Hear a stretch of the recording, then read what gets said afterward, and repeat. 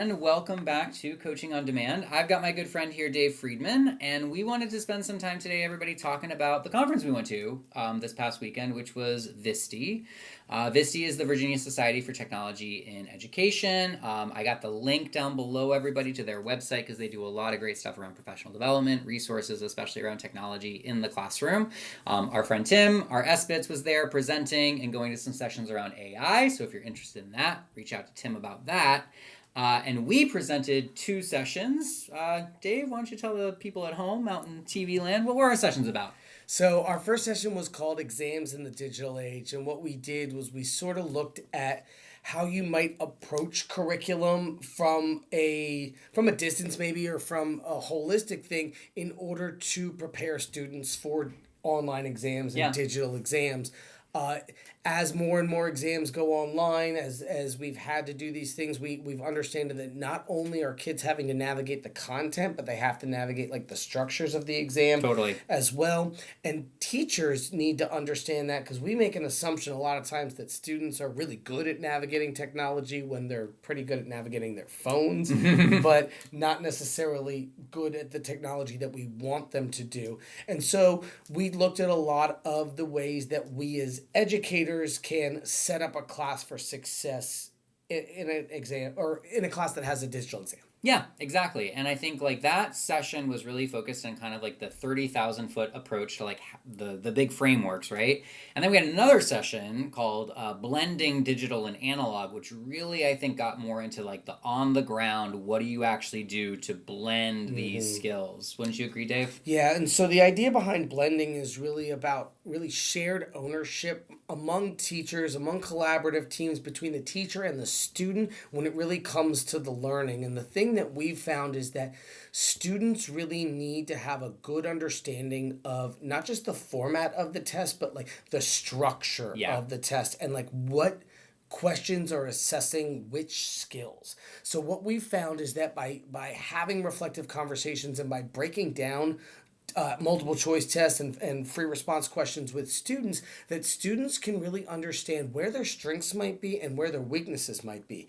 And on a digital exam, or on any exam really, it's really important to understand how to navigate that exam so that your strengths come through and your weaknesses are mitigated within there. And so we talked a lot about coding lessons and making students more like readers and evaluators of their own work, because at some point, whether it's in our class or with an SAT and ACT and LSAT maybe down the road, is these students are going to be in a standardized testing session where they are alone and they have no help, and they need to have their little devil and angel, hopefully just angels, on their shoulder speaking to them and saying, okay, here's what you do for this section. Here's the skill that you're good at. Here's the skill that you need to work at. Because students, especially on on standardized tests, don't need to score 100%. Right. They just need to, for the most part, get to right around 80-85% to score the highest level.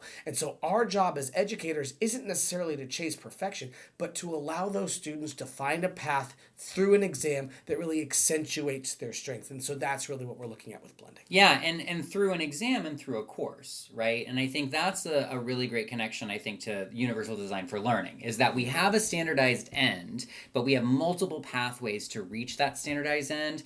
And we know as educators that if a kid can do these really complex, critical, and creative activities, then they can do that other activity too, because the skills transfer when they show them the transfer. Yeah, that's exactly what I was about to say. Is just we have to make those skills explicit to them and show them, hey, listen, when you do a collage, when you make a model, when you do a lab, here's how that might demonstrate itself when you take the exam. Exactly.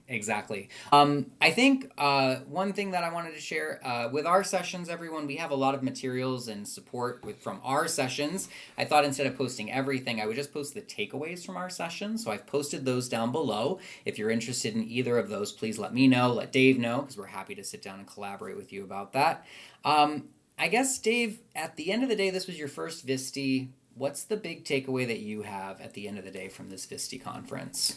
That technology is really everywhere and nowhere all the time, and that like we've got all this technology around us, and that it's great to use for certain things as long as it's being used in a proper way, as long as it's being used like in the way I guess it's sort of intended to be used most of the time.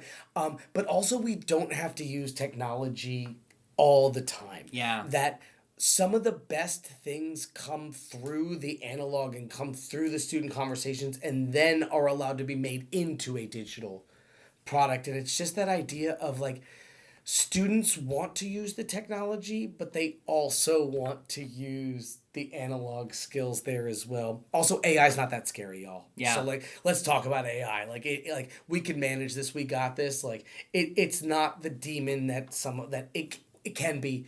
But I think that if we get out in front of it and we use it a little bit more, we're gonna really do well with it. It's not going away. All right. So we're gonna need to make sure that we understand it. We can't still be riding our horse and buggy while everybody else around us is riding cars, and we can't just.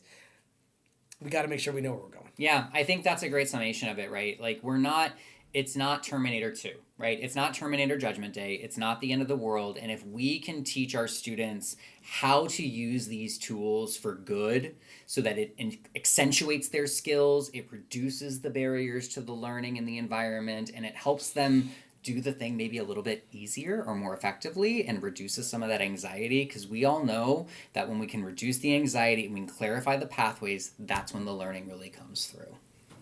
I think that does it. Yeah, Dave? I think we're good. All right. Everyone, this has been a great week. I hope that all of you have a fantastic last week here before the break. Let's stay strong, y'all. 5 days, winter break. Happy New Year. See you on the flip side and around the halls. Have a great week, y'all. Bye.